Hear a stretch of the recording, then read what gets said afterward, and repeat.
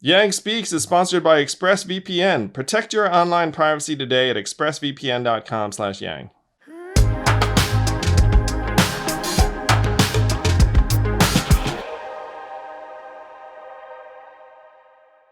Most Americans have probably heard of approximately 10 candidates. But the reality was that hundreds of people filed to run for president. When I filed, as an example, like, it got absolutely zero notice because it's just like, Andrew Yang's running for president. It's like, who gives a shit? Like, no one knows who that was because it's like November 2017.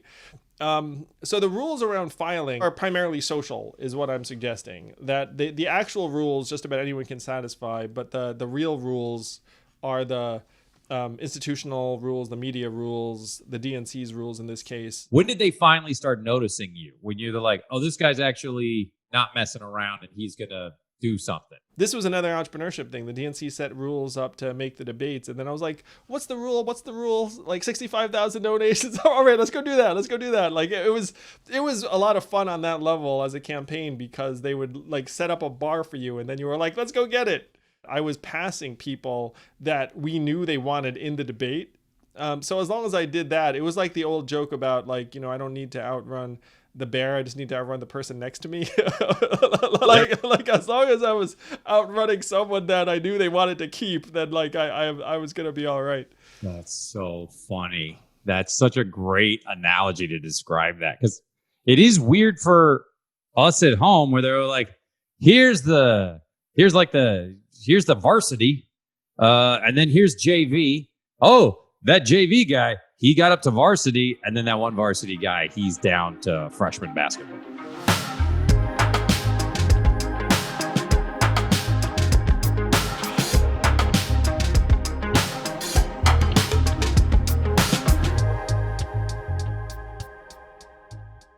Andrew, this blew up my weekend. There's an outbreak, and we have to do an episode. Very, very late Thursday night, I get a text. This is a true story. I'm not to out him. I don't think he'll care. but Ken Jeong texts me, and he's like, "Hey, I'm reading the tea leaves, and I think Trump has COVID." And he does this literally like an hour before the announcement comes out. Wow, and he called it. And then the announcement comes out, and then I was like, "Oh my gosh!" Like, he was right. Trump has COVID. And now it has shaken up a lot of things. I mean, we thought the debate was going to be the news of the week, but then that's been dwarfed by this diagnosis. And so the question is, what does this mean? And, there are a lot of things it means on many, many levels. First, no one wants anyone to get sick. Like, having human beings contract the coronavirus is a terrible thing. Too many people have lost loved ones and friends and family. So it's terrible news, no matter like who it is or who it affects. This is the president, and this is going to have big repercussions beyond people in his personal life, obviously. And so the first big question is, how does this impact the election and the campaign schedule coming up?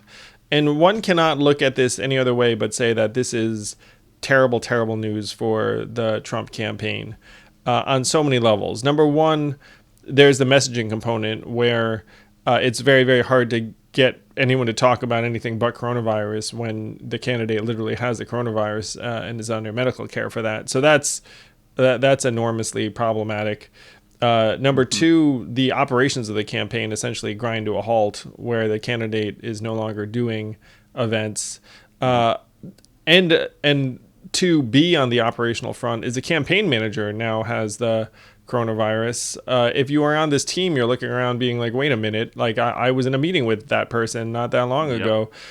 So it's going to throw the entire the entire staff into disarray or remote work or some degree of stress and anxiety. So there's like a massive wrench in the works of what is essentially like a billion-dollar business, where you're taking the leadership team and the candidate, who, as we know, is both the product and the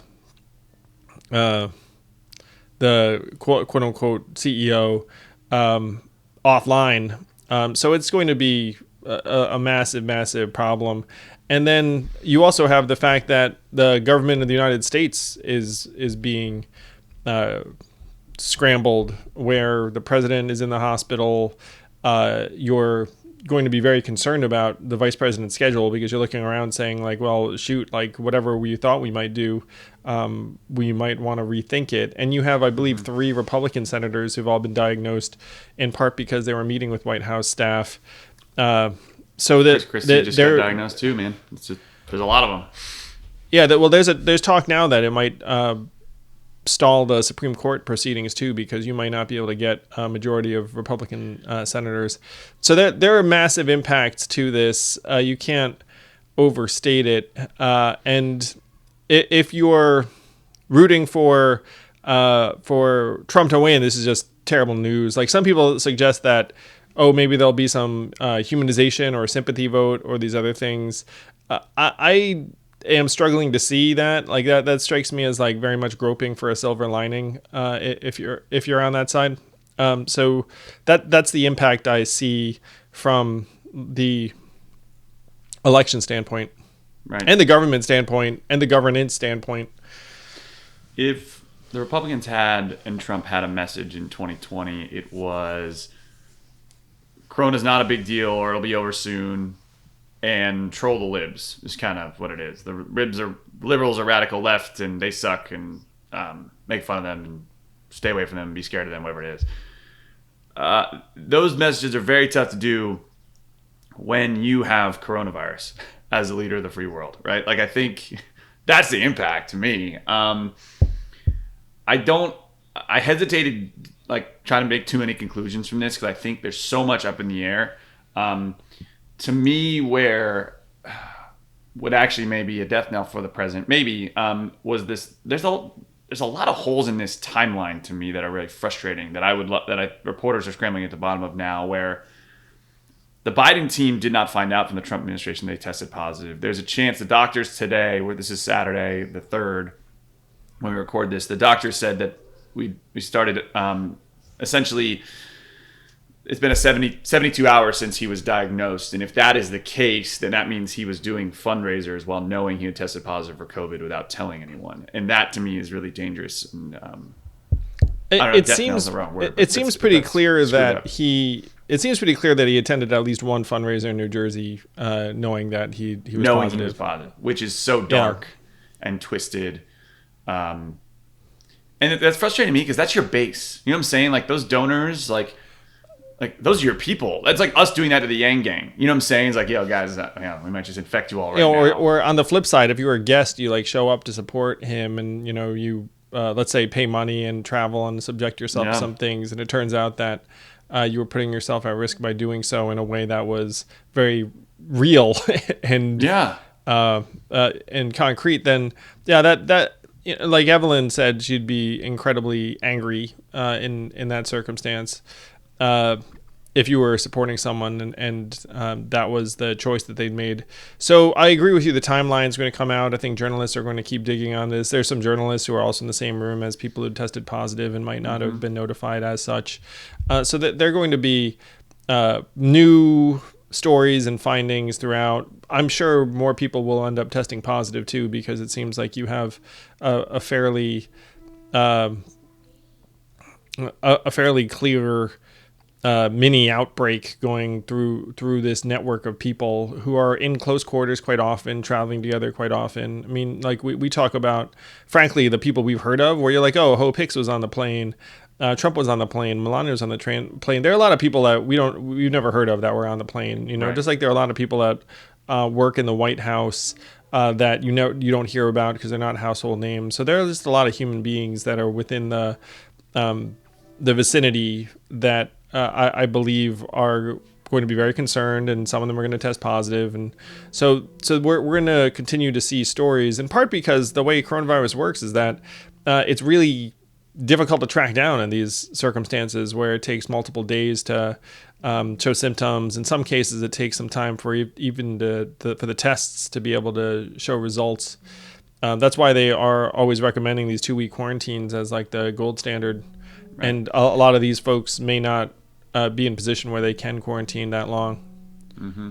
Oh yeah, that's have you ever been somewhere where there's an outbreak? Even if you don't have it, it wrecks your life because you have to quarantine and you're worried that you're carrying it, even if you don't have symptoms. Like, this is super frustrating. If I knew if this happened to us on the campaign, it would be like one of the more frustrating. It's a derailment 4 weeks for an election, right?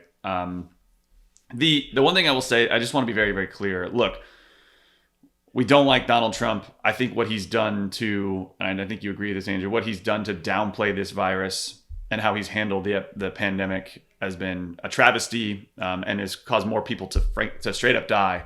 That said, humanity first. Like, he's a human being. Like, I wish him a speedy recovery. I wish his wife speedy recovery. All the people affected. To be very clear, we don't about it stuff too.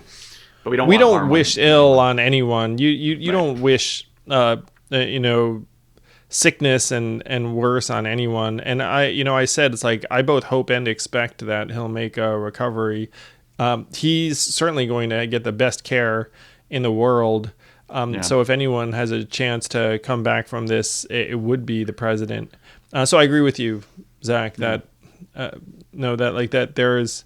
there's no good that comes out of anyone becoming sick with the coronavirus. Right. Agreed. So we wish them a speedy recovery. This election is buckle up, right? Like, TBD what happens. To me, I don't think we can say for certain how this shapes the race, because there's still a whole bunch of things in the air, still a whole bunch of things we don't know, and there's a whole bunch of things that haven't happened yet. We don't know how serious it is for the president, for his staff, and other things. I think what it does do is it confirms the judgment of people who want to treat the coronavirus very, very seriously and advocate for wearing masks and social distancing and public health measures. Like, that narrative, to me, is very clear, where a majority of Americans obviously agree with the fact that we should be doing things to try and safeguard each other's health. And that point of view is being bolstered by facts, by events. How that impacts the election, I'm going to suggest it cannot be good for the president, that this has consumed all the news cycles, and that right now he's under strict medical care and Walter Reed. But it's clear that the coronavirus as a public health crisis is front and center and will be for the foreseeable. If he's running on his ability to lead in a pandemic, having an outbreak in your own White House is probably counterproductive, right?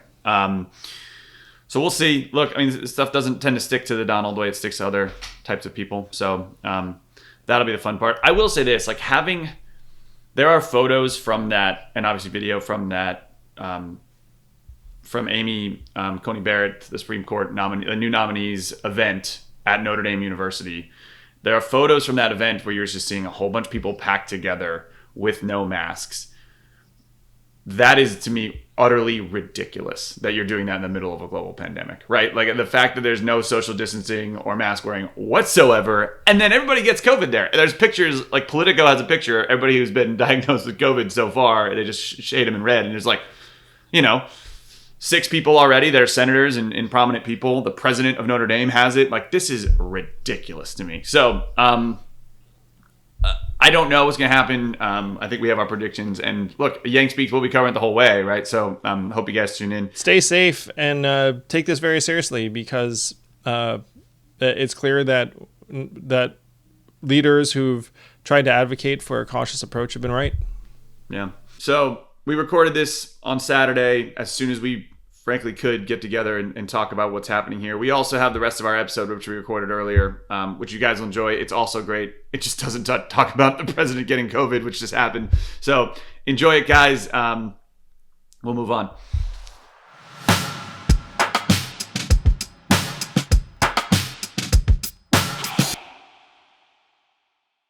At Yang Speaks, we think that your data should be yours. We have Prop 24 on the ballot in California coming up, but there are things you can do right now to protect your data. And one thing we recommend is use a virtual private network, which lets you beam into the internet from anywhere. No one can track your activity, including your ISP, which right now often is keeping track of everything you do. ExpressVPN is the VPN that we recommend. It's not just us. Also, Wired recommends them. The Verge recommends them.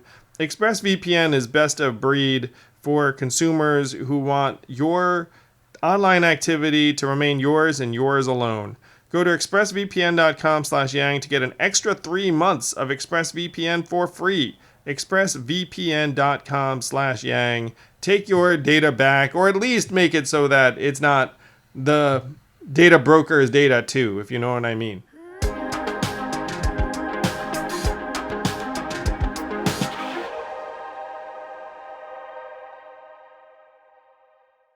All right, we're back, Andrew. Yes, we are back digesting the first presidential debate, which was a horror show because of the continuing sense of aggrievement from our current president, where he just devolved before our very eyes. And no one can convince me or any reflective person that this was part of some grand plan or that this was going to be positive for Trump. So despite the unpleasantness of the situation on a viewing level, I became very positive, where I said, well, Joe walked in with a lead. He's walking out with, in my opinion, a slightly bigger lead. I think it's going to depress turnout for some fence sitters.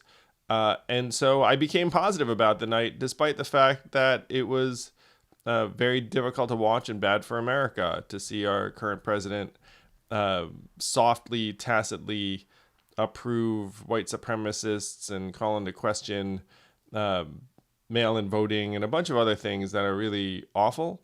But despite the awfulness, I came out feeling good because really there was only one major catalyst left, in my opinion, on the schedule, which was this debate. Because let's say you're down, and you and I have been in this position, Zach. Let's say that voting starts in a number of weeks. You have a lot of eggs in this basket if you're down, and they did not take advantage at all. And so I feel great because I think our chances of keeping this country functioning went up, because if we can wrest control of the White House from Trump in November, then we give ourselves a chance. I'm still very concerned about November and the mechanics of voting, but despite the unpleasantness, the debate was a positive night for the chances of turning the page. So for those of you who missed the presidential debate, you didn't miss much. Well, I mean, you missed. I mean, it happened, so you missed that. But it was. I'll quote CNN. So you work for CNN, but they I've got my qualms CNN, but generally I really like them. And so the direct quote from Jake Tappers was that this was a hot mess inside a dumpster fire, inside a train wreck. And then Dana Bash went so far as, and Dana, I don't think she normally curses on air. She goes, that was a shit show, and didn't like bleep that out. Just straight up said it was a shit show. Here's my thought, Andrew, and I really want your thoughts on this. My gut reaction, and I was probably Yang Gang, if you've supported Andrew in the primary, I wonder if you felt this way too. I was heartbroken. It broke my heart because in its weird own way, the debate was why we ran. We were trying to prevent this catastrophic burning of the country.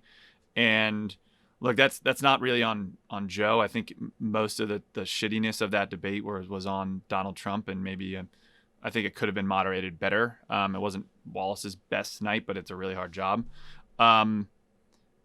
But watching this country have to face massive, massive challenges, and two old dudes just bickering poorly, bickering with interruptions in this, it broke my heart because we didn't win, because we weren't able to be there and make it more of a positive vision and things like that. Did you have any of that sense, Andrew? Maybe it's more of a Yang superfan perspective, but I'd love your thoughts on the emotional weight watching that. Yeah, it was a very disheartening night for all of us on that level, where I tweeted, I said, I think Joe won, but it feels like America lost. It feels like America lost something. It lost some of the last vestiges of respectability and institutional trust. And it's not just here in the U.S. too. Millions of people around the world watch that debate. You know what I So it mean? was 100. Like, it was 65 million on TV, just so you know, and then they expected the final numbers aren't out yet because they're still telling like online and digital and shit, but it's probably somewhere around like 70, 80 million, and for context, the Super Bowl gets 100 million. So this is close to the Super Bowl. yeah, and that's multiple times higher than the DNC debates, for example. So this was enormous. It's going to get viewed tens of millions of additional times digitally, and it was viewed by tens, even hundreds of millions of people internationally. And they all came away with the same sense that many of us came away with was, oh no, like this is awful. And it makes you question our government, our institutions, our election processes. It's. I mean, they were talking about how like kids just couldn't watch that to like run away from the TV or go to sleep crying or like there was it was that kind of experience. I'm sort of glad that my kids could not watch because they just like they just have no interest in that sort of thing. Like Evelyn was watching, and the kids just like we're like forget this, and it's like what off into something else. I was in the CNN studio because I was going to comment thereafter. So yeah, you're right to feel that way, Zach. I mean, we all feel that way. Yeah. So here's the other thing. I think you have a really interesting perspective on this. Is in 2016, Donald Trump was, in my opinion, but I think it's close to fact at some point, was the master of messaging. And kind of always has been in his own way. But when he was, as a politician, he was a master of messaging. So much so, like you and I, we combed over the Republican primary debates, like watching this guy, because he was exceptional at this like shitty reality TV format of getting himself the attention. And in 2016, I'll never forget the first debate. One, they asked everybody like, hey, will you support, they raise your hand if you'll support the nominee. So first question out of the debate, and he refused to raise his hand just because he wanted the microphone. He's like, I'm going to win anyway, it doesn't matter. But then Megyn Kelly, first question, fires at him. I remember he's like, hey, you've called women terrible things, misogynistic, you've called them pigs. And he interrupts and goes, only Rosie O'Donnell, joke, defuse the bomb. She keeps attacking him, and he goes, look, so I'm paraphrasing, but he says, essentially, this country is too politically correct, and we don't have enough time because we're losing. We're losing to China. We're losing to Mexico. And if I'm president, we will win. We will start winning again. I'm going to make America great again. And that, to me, is someone throws bullshit at you. You punt it away. You slap away the nonsense, deflect the question, and go right back to message. And his message was, we need to start winning, make America great again. We're going to build the wall, whatever. And I don't say you have to love the message. I mean, half the country hated it, but half the country loved it because it was very consistent and principled. In that debate, Andrew, he had, in my opinion, no message. He was all over the place. So thoughts on the way Trump is handling 2020. Like, this makes no sense to me. Like, he's the master messenger, and he's got nothing. And maybe because his old message is done. What do you think? The same thing happened when he was asked about his agenda for the second term. He has no agenda. He has no vision. He has nothing to go to. And so you're right, Zach. It's very, very different from 2016, where he would hammer certain points and messages in a very visceral and consistent way. This time it was like, what? Joe's academic record? Like just some stuff where it's like, everyone's like, what are you talking about? Like that he was all over the place, and he doesn't have anything to present to folks. Even the folks that are inclined to support him and are like looking for a reason to vote for him, I think a lot of them are going to be like, what am I signing up for again? Like that there's a significant part of me that thinks that he's just not enjoying himself anymore, because he thrives on attention, which he's getting, but he thrives on approval, and he senses that the approval is diminishing quick, and it's making him aggrieved. It's making him even smaller and pettier, and so he doesn't have it within him to present a vision he doesn't have, and so right now he's just trying to set the house on fire, and and that's just unappealing. Like, even if you're again, somewhat inclined or aligned. You're like, this Yeah, person, you're a Trump this supporter. person isn't even the person I voted for 4 years ago. It's like, He's like not. at He least doesn't then. look like it.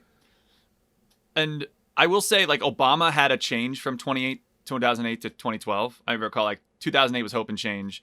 And 2012 was a little, I mean, Paul Ryan said this is fear and blame, like, as a joke. But realistically, he was like poor versus rich. Like, Mitt Romney's a rich asshole and I'm a man of the people. It was a different strategy, but it was a strategy. In this case, I think they're trying to do the radical left thing.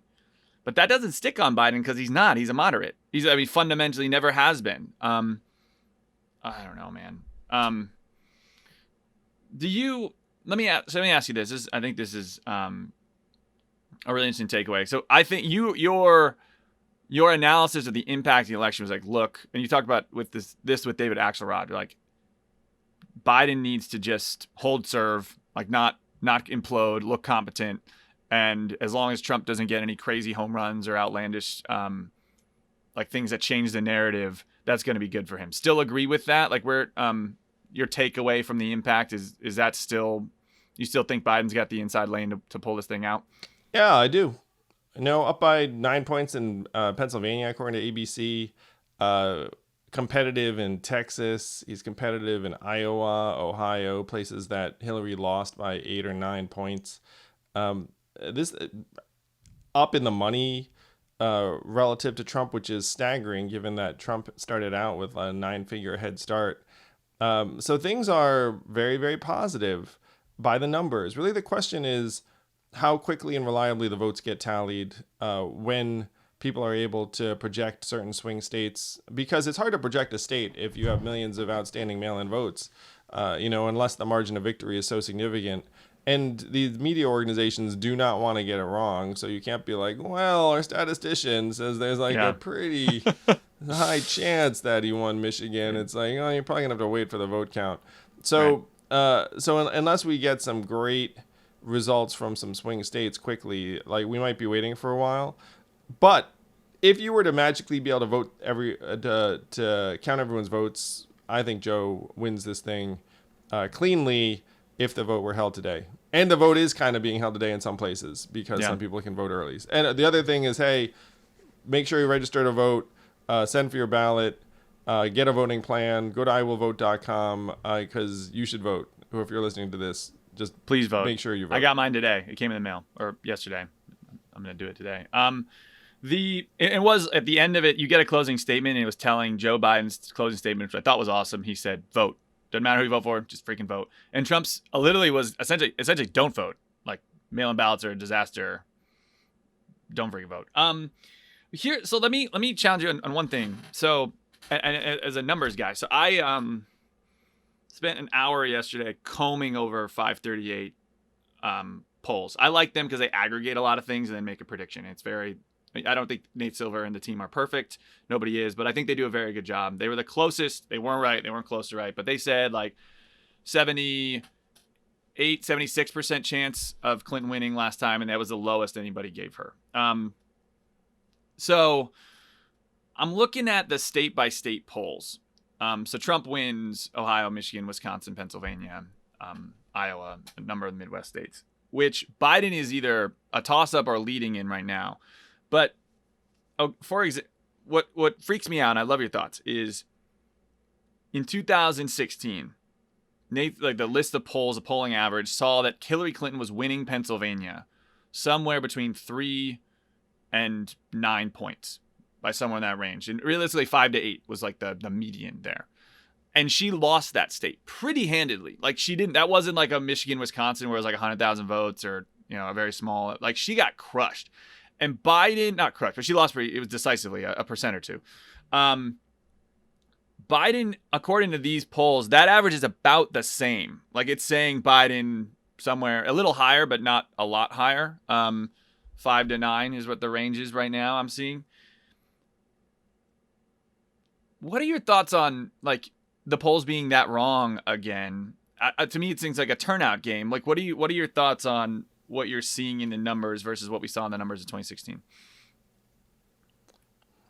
I think that Joe is fundamentally a less unlikable candidate than Hillary was. I think that there was like a skew from that factor. That people talk about the shy Trump voter. Maybe, in my opinion, this time it's pretty fully baked. Like there were a lot of folks last time who were thinking like, oh yeah, I'm like, vote for Trump and I'm gonna do this thing. Like I feel like most of the people who voted for Trump last time are very openly voting for Trump this time. There isn't like this massive block of voters who are gonna run in and vote for him this time the same way. I think people just didn't like Hillary very much. Joe, using Pennsylvania as an example, Joe is from Scranton. He runs his campaign from miles away.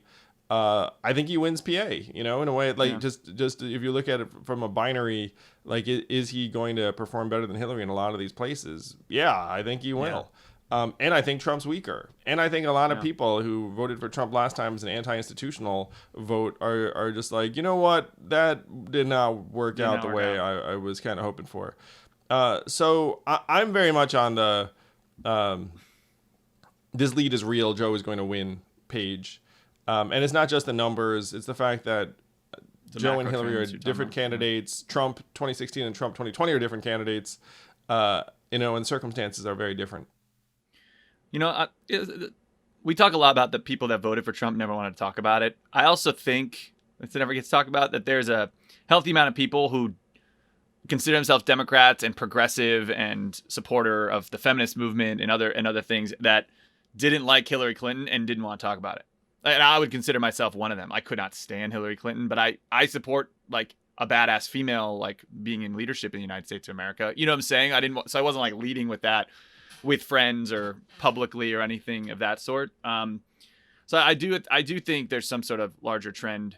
There's also a pandemic. Nothing makes you yearn for a competent government like a global pandemic, is what I said. So that's a very different situation. Yeah. I am hopeful, but please vote. Please. All right, I want to quickly touch on your thoughts on the new Supreme Court nominee from the Donald. Her name is Amy Coney Barrett.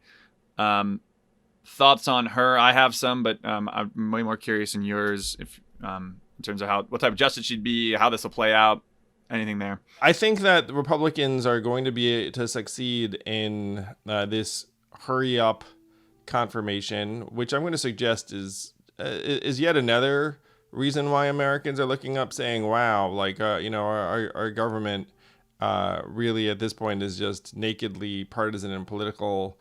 And has double standards for everything, where it's like the same group that was like, oh, year before election, don't do it. Now it's like, what? We've got 5 weeks? Like, let's do it. And the ordinary length of time of a confirmation process is over 2 months. So it's like if you could imagine a world where a Republican stands up and says, you know what, guys, we don't have enough time to do this. Like in the time frame properly, this is a very serious thing. No, of course not. Like none. It's a lifetime appointment. You should take it. Yeah, that's what happened. And then you have the stimulus. It's like we can get this thing done in like record time, but it's like, hey, millions of Americans hurting. It's like, yeah, let's just like it's like wait until the other side comes to us on that one. It's clear what we're all seeing here. To me, the silver lining is that I believe we should go on a Supreme Court modernization drive that is long overdue. 18-year term limits, increase the number of justices from 9, which is not in the Constitution. It's just statutory.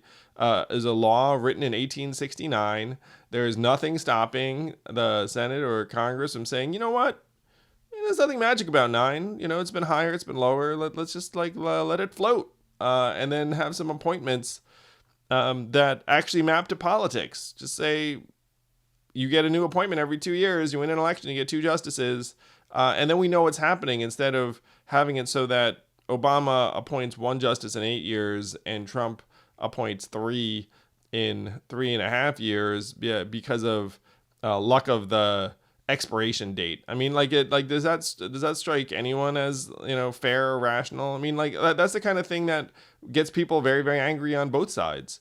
So it ought to be bipartisan, that you smooth it out, you make it more predictable, more modern, more efficient too, because if you have a higher number of justices, you can actually rotate justices in a particular way and hear cases more regularly.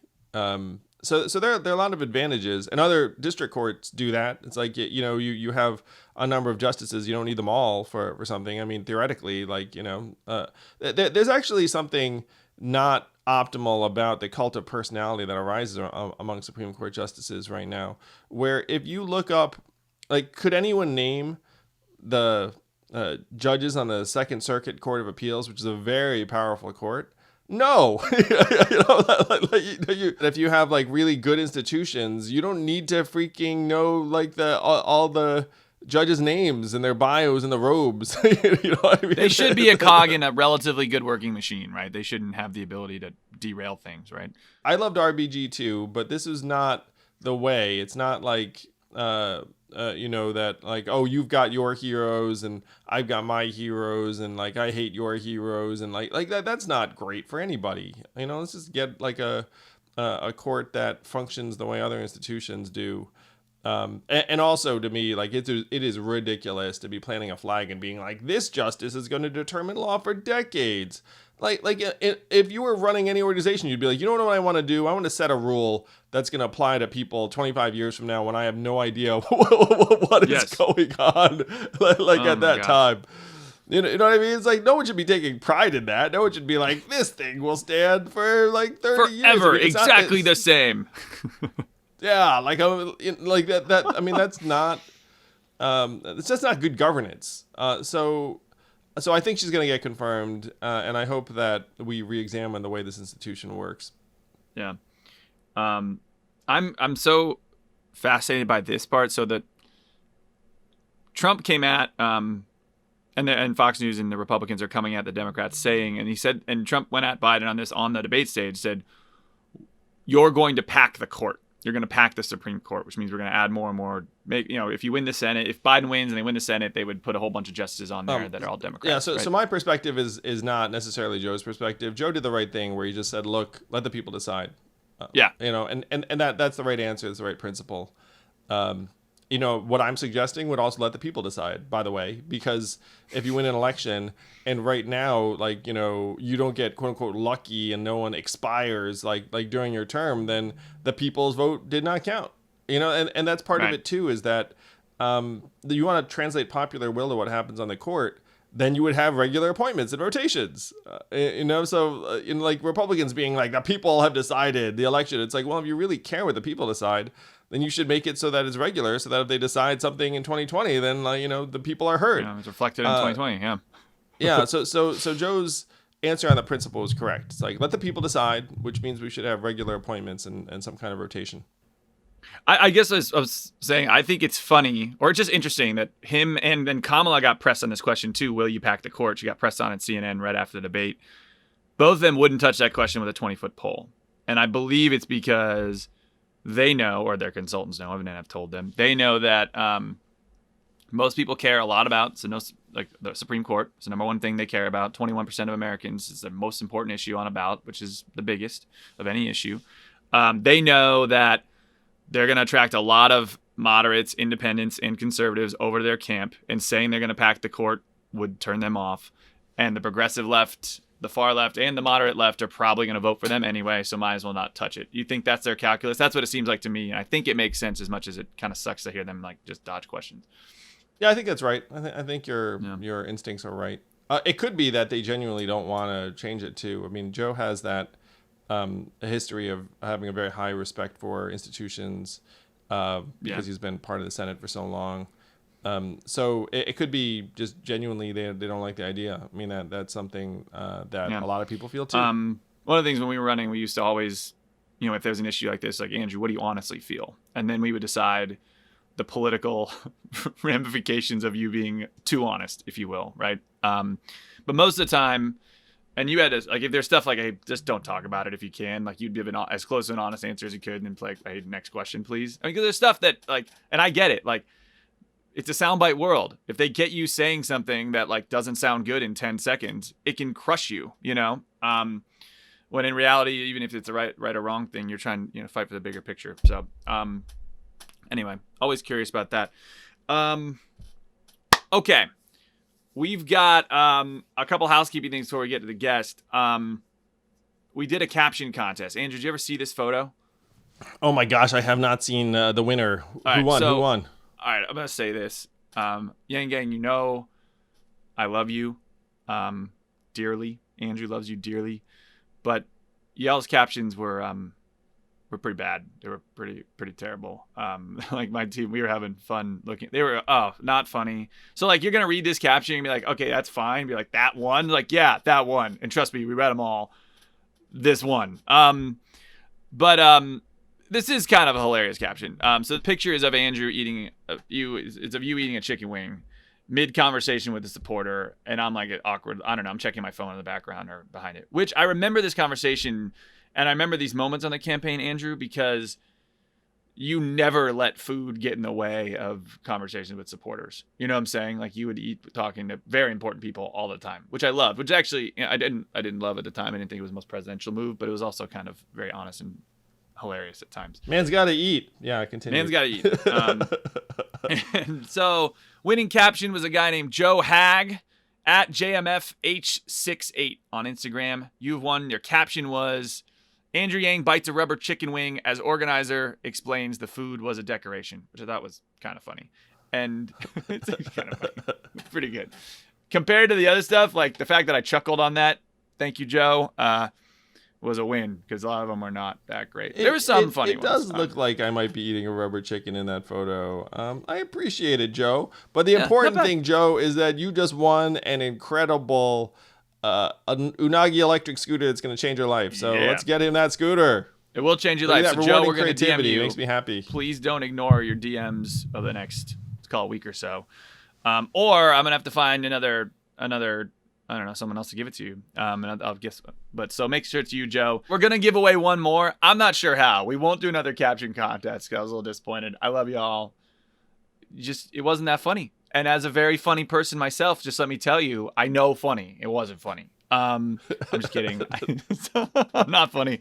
I don't know what to tell you. But we'll do something creative. Because these scooters are awesome. And I'm going to beg Unagi for more, or maybe we'll just buy them ourselves. Because maybe people want money. Maybe we should give away money if we're going to spend it. But anyway, I love these scooters. They're freaking awesome. I want you guys to enjoy them. So look, we've got a pretty awesome guest today. Andrew, I'll let you introduce him because he's actually a friend. You've now become friends. Close to him. Yeah, he's another person that I met.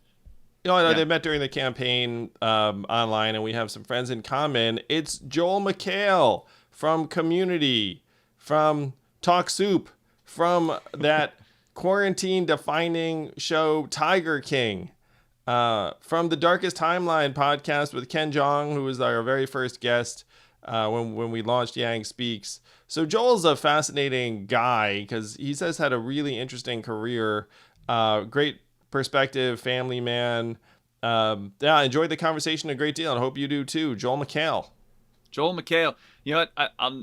We always we have to email the actors or their producers or agents, and so we're emailing Joel, and every time he was immediately responsive and so freaking excited. I love this guy because sometimes these celebrities can be like either quiet or kind of assholes in the background. Joel is not. He's the real deal. What you see is what you get. So you're gonna love the episode. Tune in, Joel McHale.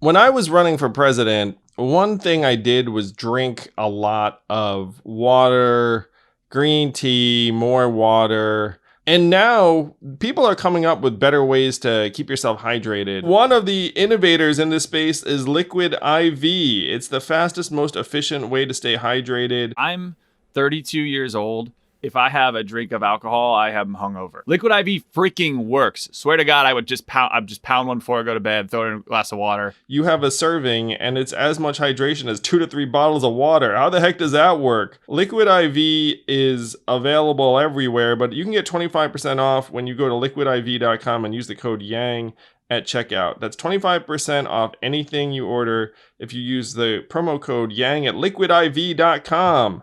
Get better hydration today at liquidiv.com.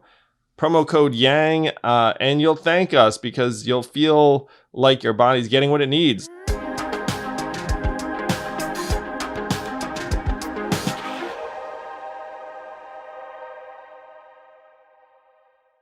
I am thrilled to welcome to Yang Speaks actor, producer, host, comedian, the other half of the Darkest Timeline, and one of the most influential figures of the quarantine because he hosted that Tiger King special on Netflix. Joel McHale, welcome, Joel. It's great to connect. Wow, I thank you for having me, and I'm guaranteeing I will be the least intelligent person you've ever had on your show. It's a high or low bar depending upon how you look at it. But I'm sure you're wrong because we've had at least one person on here who will go nameless, Dr. Ken Jeong. Yes, here he is. There he is, right there. I keep one of his finest movie posters in my house. That's Ken for the All About Steve movie that won numerous Razzies. And so, yeah, it's. I wish I had been in it, but Ken's movie career. Do you often have movie posters with your friends in them? So yeah, Ken was the first guest on the pod. He and I connected during the campaign, and you guys have been co-hosting this podcast very happily and successfully. Appreciate you coming on. I was looking into some of your background and work, and I gotta say, Joel, I feel like you might be one of the bigger jocks in Hollywood, at least the ones that I encounter, or in comedy, because I feel like most of the comedians I know are not what you'd call fit. Whereas you were actually, and this blew my mind, you were like a walk-on on a freaking D1 college football team. And like that to me is bananas. That's like some freaking stuff out of like Rudy and Notre Dame or like the movies or whatnot. Yeah, well, I wasn't good. I was more of a mascot, and the guys. But I don't know why I did it. So I only played 1 year of high school football. I loved it, but then after that I was like, I want to be an actor, and I ran to theater. And also, I loved playing basketball and baseball and tennis. I'm like a golden retriever that if you throw a ball at me, I'm going to run after it and pick it up and throw it at something. That's just my nature. And I was recruited to row like crew, which is itself nuts. So anyone who went to a college where there was a crew team, there were all of these tall, ripped dudes who always hung out together. It's like you couldn't separate them. They always moved in like groups of 4 or 5. The crew guys, and I feel like you're also anomalously tall for like a media type. You're what, 6'3"? I'm 6'4". 6'4". So you got recruited for rowing, and then you wound up doing something easy like football. I left rowing because I got into a scuttle, or kind of a half fist fight, me and this other freshman, with the senior rowing team of 12 people, which is not a smart fight you ever want to get into because the odds are not in the favor of the two people, unless you're Iron Man. And they had all these crazy rituals because nobody watches crew races anymore except for the Olympics. So if you made the freshman boat, they would shave your head and shave your eyebrows and then put that hair into a pillow, which then went into a display case of hair pillows through the ages of the University of Washington. And it didn't like, and the coach did not come, we had been slapped around, and the coach of the crew was just like, hey, well, yeah, that's how it goes. And I'm like, I'm out of here. And I knew all these football players, and they were like, you should come out and play football. And that was the beginning of a 2-year, terrifying and wonderful and fun. And I look back on it with such fondness because that is where I learned how to work hard for the first time in my life. Well, I mean, D1 athletes, they do work hard. Like they have you practicing at the crack of dawn and the rest of it. It takes over a lot of your college career.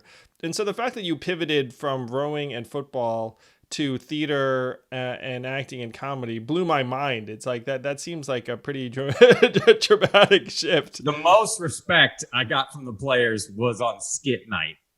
And because I nailed the skits, and after that, like the players who would not pay attention to me would walk up and we would act out the sketch again. And I was just like, oh, I should probably take a cue from this, that this is how I'm successful here on this team, is by acting stuff out. But the two guys ahead of me were, I am an okay athlete. These guys were real athletes, and they went to the NFL and did well. I would have been broken in half, but like a paper airplane caught in a live wire. So it was just caught flame. So I like, people like, you must be really good. I'm like, I was fine and I survived. But it was, those guys were truly, like, you could just see, when you see those guys move, it's otherworldly.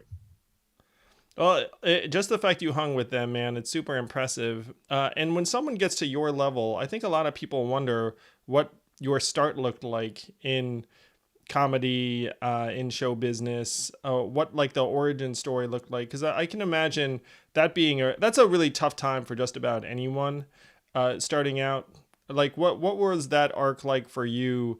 And was your family down with it the whole time? Were they like, oh yeah, Joel was always going to end up? No, I think most of your friends look at you like you're little nuts. And I think they think it's a hobby, and especially when you're younger. But then the more serious one starts getting, they get a little more like, are you out of your mind? I started literally in Haddonfield, New Jersey. I did a play, the play version of the Disney ride, It's a Small World. And I always just thought it was so fun. And my parents even said, yeah, when you got on stage, you seemed perfectly comfortable. And I was like, yeah, I love it. And so I just was in like little plays. And then by 7th grade, I was like, this is what I'm going to do for the rest of my life.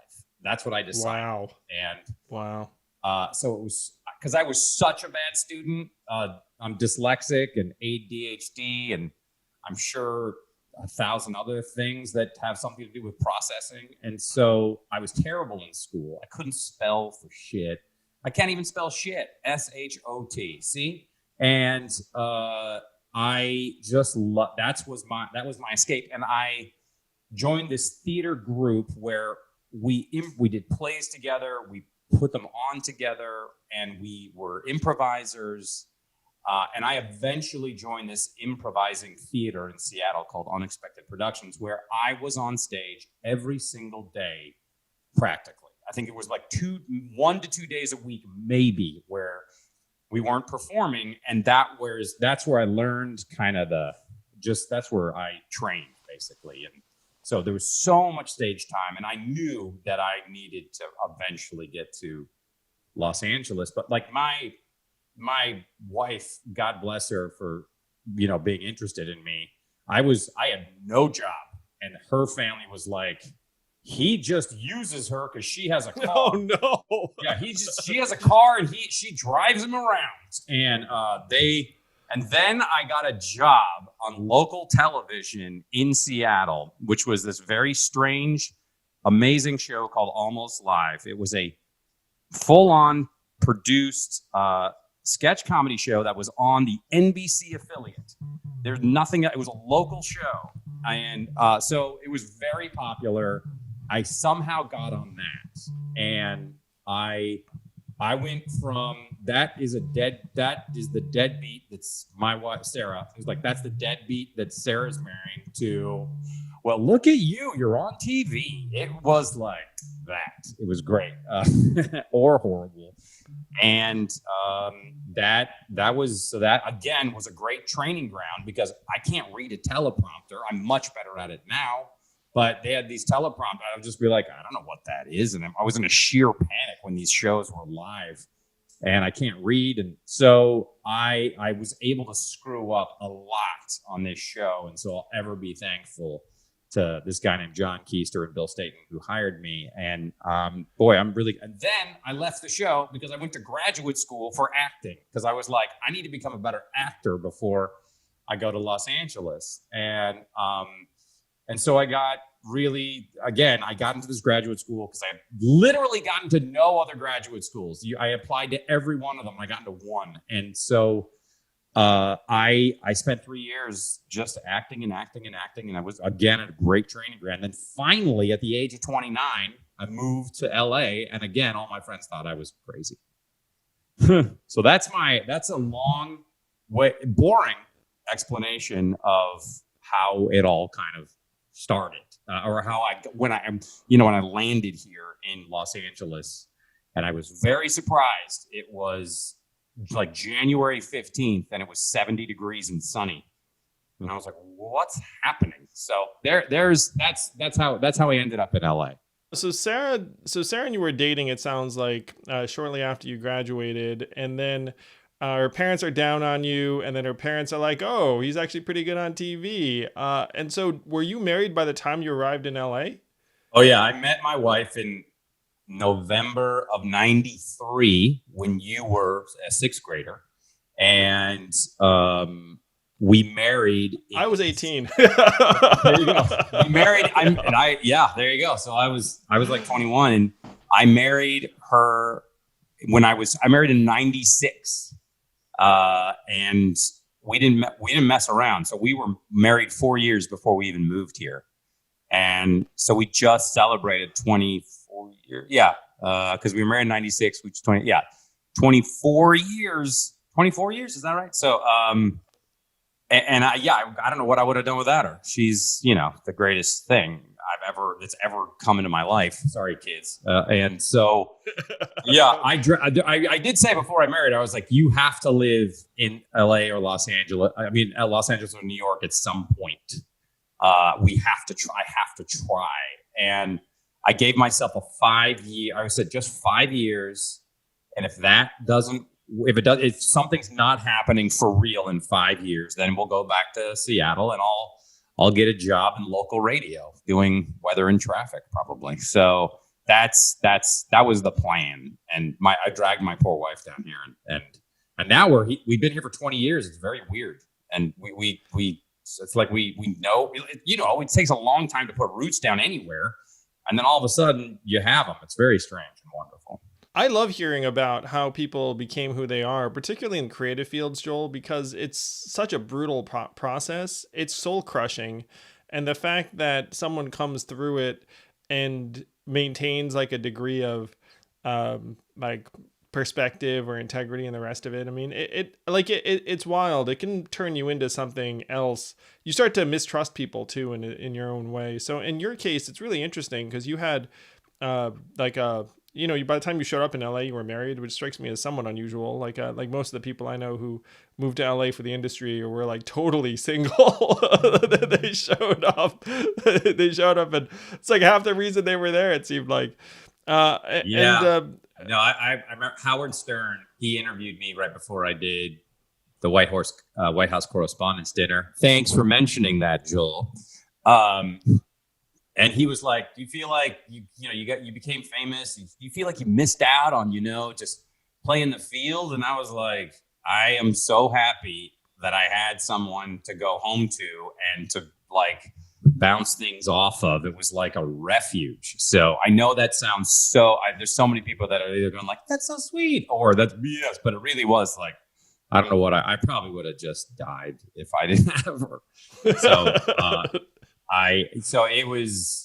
she was incredibly, and continues to be, as we raise our children, incredibly important. I literally have those weird fantasy dreams where I'm like, well, if one of us, for some reason, in some weird world had to die, I'd be like, oh, I would have to go because she holds the entire aircraft carrier of our lives up and keeps it going. So Oh, don't worry. My wife and I have the same conversation that among the four of us, like I'm the most expendable. Where you have her and the two boys. It's like, well, clearly the boys aren't going anywhere, and so between me and Evelyn, like I'd be the first. I think to go. if you ask the kids, they would say the same thing. They'd be like, "Oh yeah, no, go ahead, yeah, leave now, go ahead." And so. So you referenced before that you're dyslexic, which it sounds like you discovered a little bit later in life. Because of being a parent. And when you're a parent, you learn a lot about yourself. One of my boys is autistic, and I've learned a lot from that. So one thing you probably heard at some point over the last number of years, but a highly, highly disproportionate number of entrepreneurs are dyslexic, where 35% of business owners are dyslexic, some ridiculously high percentage. They did a random survey of millionaires, and it was a similarly high percentage. It's like 40% of them were dyslexic. And I worked for a CEO who was dyslexic, and he was so brilliant in all these other ways. And when I talked to him a little bit about his background, what he said was like, as a kid, let's say reading's not your strength. And so you adapt. And in his case, he ended up just paying a lot more attention to other people. You end up getting resources for getting your schoolwork done from other people, from, like just you find ways around the problem or like that, like lead you to become someone who then in, let's say, a business context, like you see a problem and then you're like, all right, let me just find a way around that. It's like, I can't just sit there and do the homework. Well, I'll figure some other way to make this happen. That's exactly what I would do. And I always thought the system of school is something that I can figure out. So when I began freshman year of high school, I literally had a 1.4 grade average.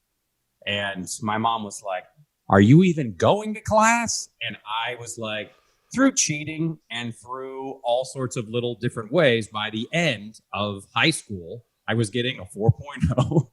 And I was averaging, I think my grade point average out of high school was like 3.4. So I was like, all right, figured it out. And that's what I kind of like with the entertainment business, same thing, where I'm like, how do I get into this crazy business that's really difficult to get into? And so, yeah, I definitely did what they said. I would have rather have made, started a company where I made hundreds of millions of dollars and I could build spaceships and go to Mars or something. But no, I'm kidding. But no, you're right. And I also have a son who is autistic, and so teaching him is really interesting.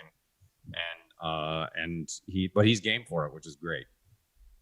Well, good for you both. I mean, I find trying to teach my autistic son, it's really difficult because I can't tell you how grateful I am to teachers or service providers who spend time with him, because I feel like you just have to be so generous of spirit when like a kid is not a natural learner or not really much of a listener, which is the case with my kid, where, you could just be saying something and then his attention will wander off.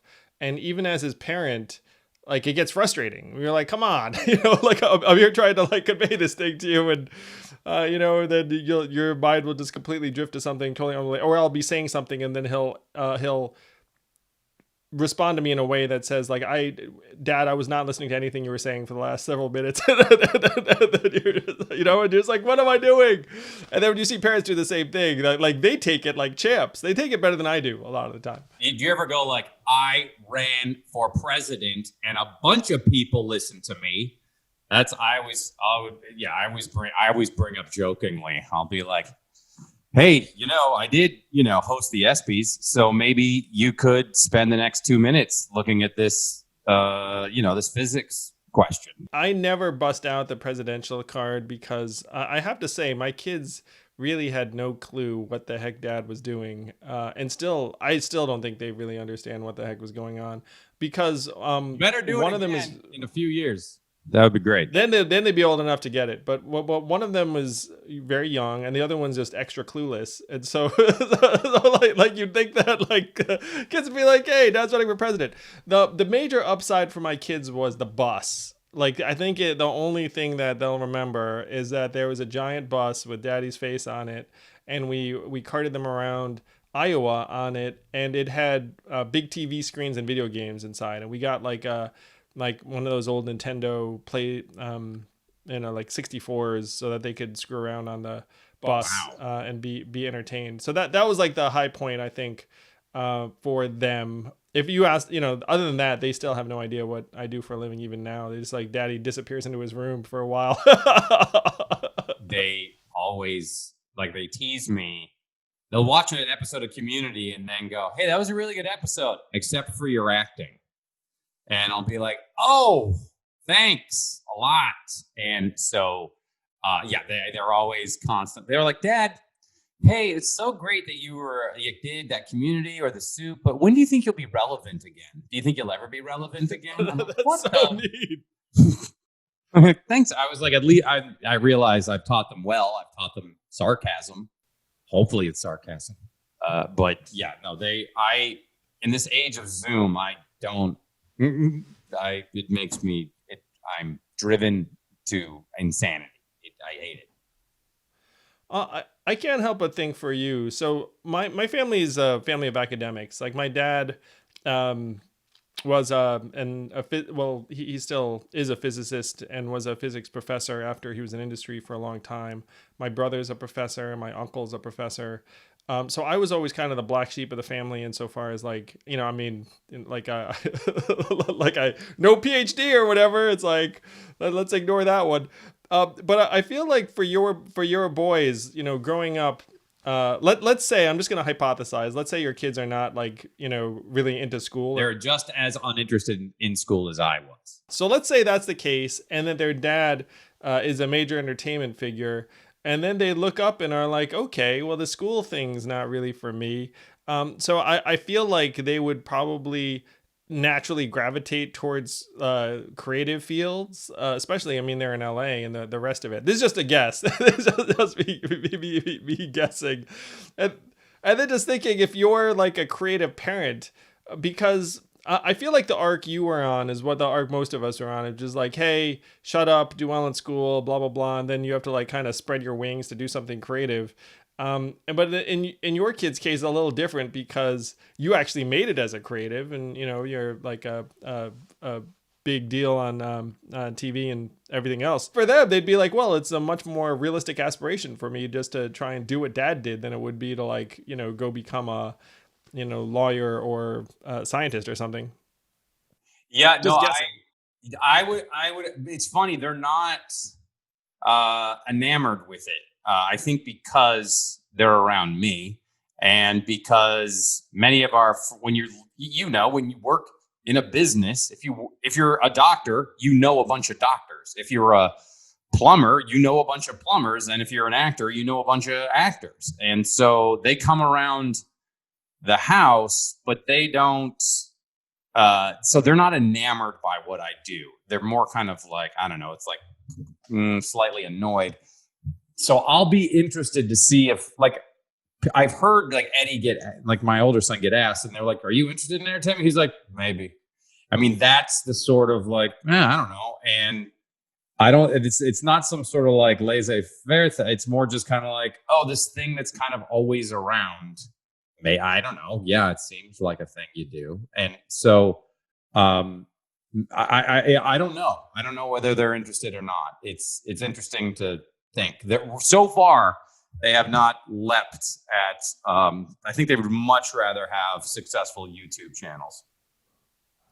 Well, which strikes me as the same thing. I don't know. It's like, heck, my kids. Actually, I will tell this story. They did not give a shit at all about my presidential run. Maybe by design, maybe not.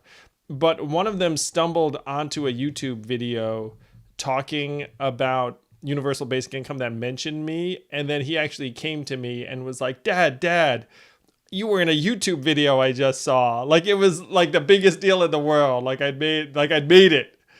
So the fact that your kids are thinking YouTube, it's like that is their high water mark. It's like, forget about E or ABC or any of that jazz. It's like, if you can make it on YouTube. I became friends with one of the people that created Fortnite. And so we went to this Fortnite tournament, and all the people that my kids see on YouTube were there. And that was like, I think they actually looked me in the eye and were like, "Thank you, Dad." It was great. That was the one time I was like, I did it. I was cool for 2 minutes. Amazing. Yeah, completely. That YouTube is, so you heard it here first, folks. If you're a YouTuber, that's what all the kids want to be. So you've made it. The rest of us are just trying to make it. Yeah. Just think, if you had started when YouTube started, if you started with earnestness trying to gain followers and putting out videos every week, when it got started 20 years ago, you'd be Michael Jackson by then.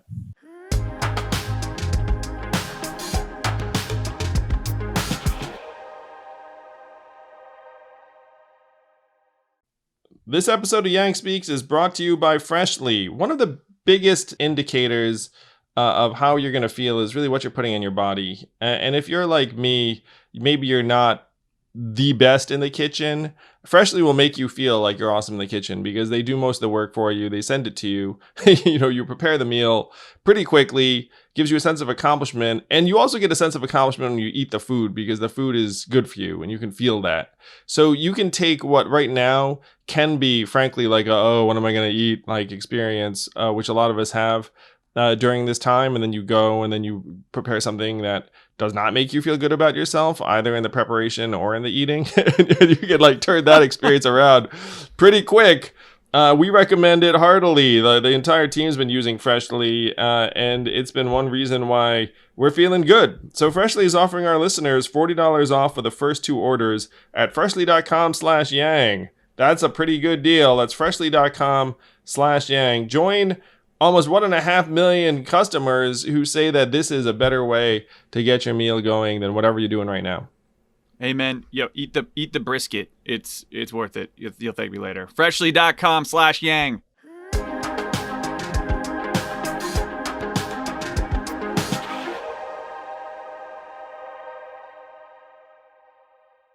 So I know that you've been paying some attention to current events. Like what is I mean, we were just this past week talking about the passing of RBG, which is a very sad tragedy for the country.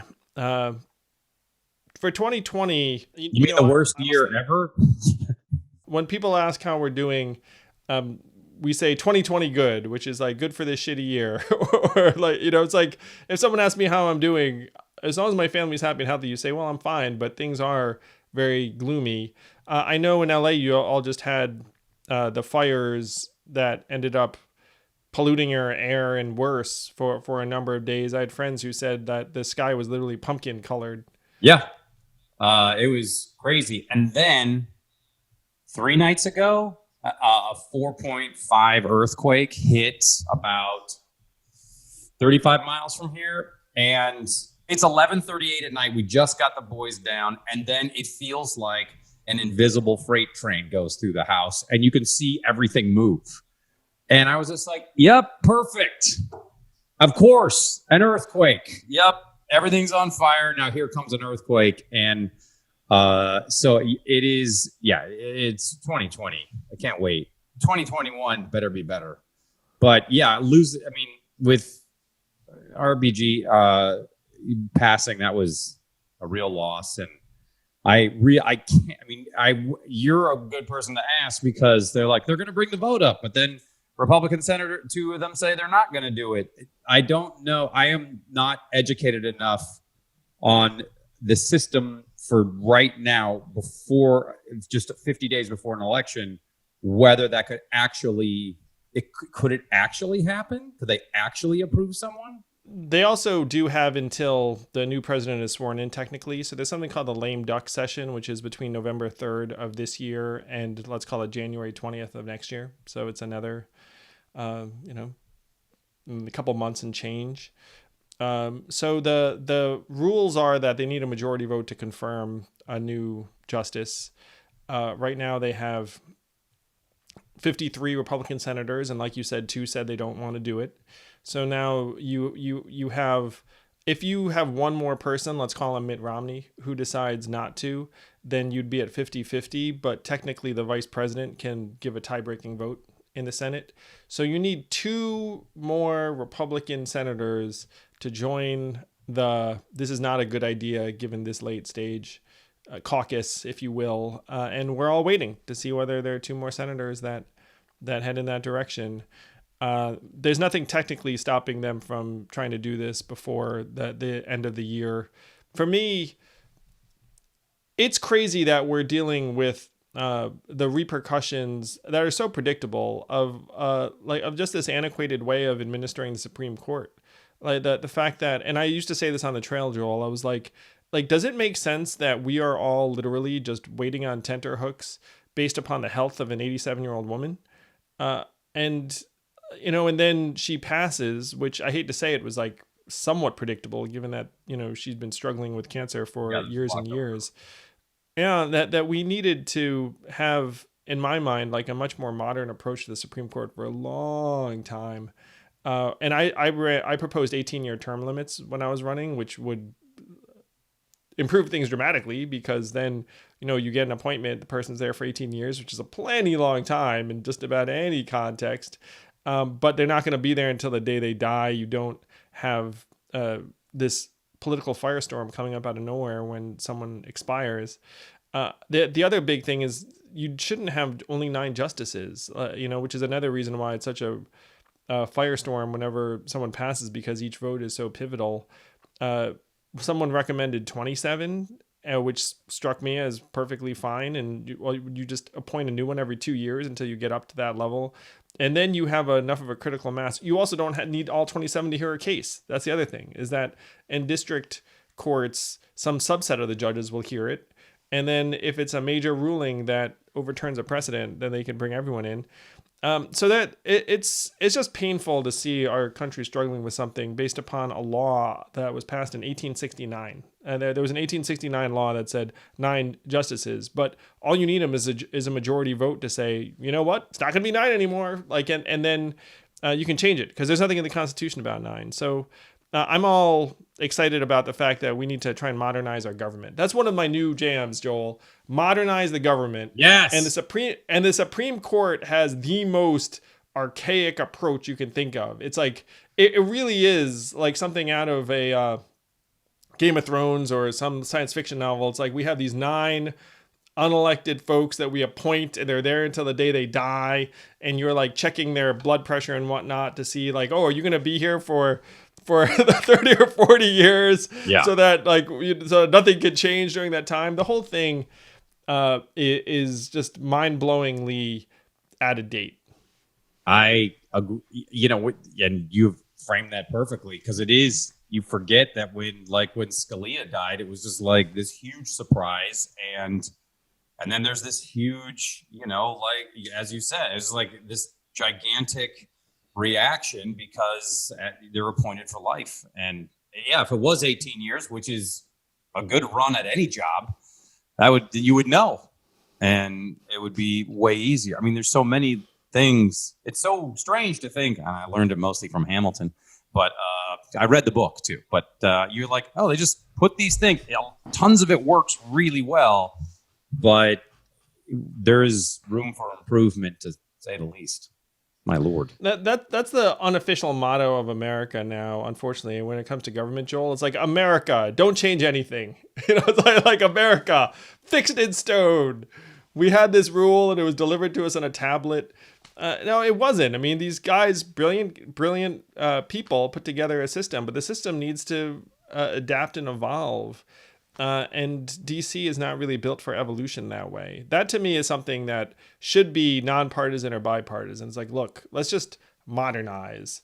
And you can imagine a more modern approach to the Supreme Court terms and appointments. You can imagine a more modern approach to legislation Voting. Trying to Voting. yeah, voting for sure. I mean, the fact that we're dealing with some of like the fears we're dealing with around voting, and I'm not someone like, I understand the technology and understand that. Look, if you just had all of our voting done via smartphone, first there's a major party that actually likes to have people not vote, which that's one set of issues. But it is true that some of the technology would not be ready for prime time. But you have to start moving in that direction. And there could be a period when you have more advanced voting via smartphone, and then you have some paper redundancy for a while or whatnot, and you can like use things as backup. Like that, there are different approaches you could take, that it's not just all in one direction. And Americans would love that stuff. If we were like, look, you're gonna vote the old-fashioned way, it's cool, but we're gonna do this pilot program of digital voting too, and we're just gonna like start stress testing it and see how it works and see how you like it and whatnot. Like that would be awesome. Like that would be an intelligent approach. Instead, a lot of it is political, where a lot of folks like things the way they are for really just for keeping things the same. Right now, the congressional approval rating around the country is 21%, which is very low, and it's about even with what it's been this last number of years. It's even been lower at times. It's been like 17. The re-election rate for members of Congress is 94%. So think about that for a second. You're like, wait a minute, none of us are happy with what's going on, but like everyone wins. like let's come back and be like, well, if I want to keep my seat, I win. And there are a bunch of structural reasons for that. I mean, part of it's gerrymandering and the way the districts are set up. Part of it, though, is just this massive fundraising advantage, where the average successful House candidate raised $1.6 million. For Senate, it's $10.4 million. And so can you imagine a normal person trying to raise $1.6 million for a congressional campaign? It'd be impossible. It's like, I mean, I was frankly something of an unknown. But I remember raising that first set of money, and it was brutal. Like no one wanted to give me money either. It was like, hey, you and I have been friends for a long time. I'm running for president. You want to donate $2,700 in my campaign? And that stuff was really, really difficult. So for anyone who is trying to do the right thing and run for Congress for their district, like unless you have been cultivating tons of relationships with people that have money over a period of time, like you're not going to be able to raise enough to be competitive. And frankly, if you were the sort of person that was cultivating those relationships for a long time, you probably were not the person we're hoping runs. You know what I mean? Like those two things are kind of mutually. Yeah, they have no choice but to cultivate those relationships, because they're not going to raise the money if they don't. And it's so, like the campaigning is endless. It starts so, it makes, like it's like buying Christmas gifts in July. And I like the European model, I guess it's British, where they're like, okay, you can start campaigning on this day, and then go for it, and then it stops. But the system is so ingrained, and it's helped a lot of people, and so they're not going to stop it. The never-ending campaign, man. I just saw this stat that said, like Barack Obama in his last year in office, when he or one of the years he was running for re-election, it might have been 2012, attended over 200 fundraisers that year. And you're just like, how are you trying to run the country right? And show up to 200 fundraisers? Does anyone think that's like an optimal use of his? Or freaking Trump has never stopped campaigning. And then you think about the Senate, and then you think about Congress, and then obviously the state Congress, all of that, and they're all doing it. And I just I don't know, would you want your doctor, if your doctor had to raise their salary, no, I want them to focus on medicine and making sure that I stay healthy and they're up to date with the latest information, and not out doing this work to, just maintain themselves. And it just is. And I think so much of it we take for granted, and we just go like, well, that's how it is. People start these debates a year before that anybody, and it's just like, you gotta be kidding me. It goes on, and then I stop listening. Then I'm just like, okay, I all of a sudden it becomes like Major League Baseball, where there's 169 or 165 regular season games. I'm like, I'll start paying attention, I don't know, 90 games in, 110 games, playoffs, definitely. That's fun. But I was just like, it's endless. So, yes. It is endless.